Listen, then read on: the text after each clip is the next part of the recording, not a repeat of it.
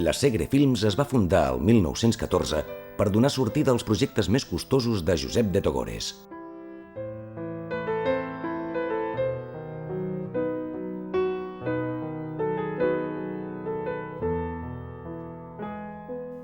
Josep de Togores era un home culte, inquiet,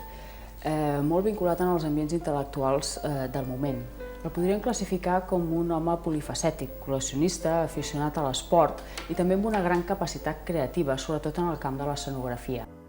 El seu estil fou classificat com a drama a la italiana, és a dir, melodrames basats temàticament en drames amorosos i socials,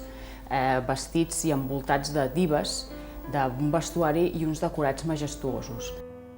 De totes maneres, cal insistir en que Togores apostava per un cinema de qualitat amb l'objectiu que fossin pel·lícules competitives a l'estranger, i no només en el mercat estranger, sinó també dintre del propi mercat nacional, ja que estava envaït, en aquest cas per melodrames italians, i també començaven a entrar pel·lícules nord-americanes d'acció. Genèricament cultivà principalment drames socials, amorosos, d'aventures, però potser va fer un parèntesi produint i rodant El Pollo Tejada, que El Pollo Tejada és una sarsuela molt coneguda pel públic, del Carlos Arniches i del Enrique García Álvarez, amb la qual Togores demostrà tenir un gran talent per portar a les pantalles escenes del tot inversemblants i divertides.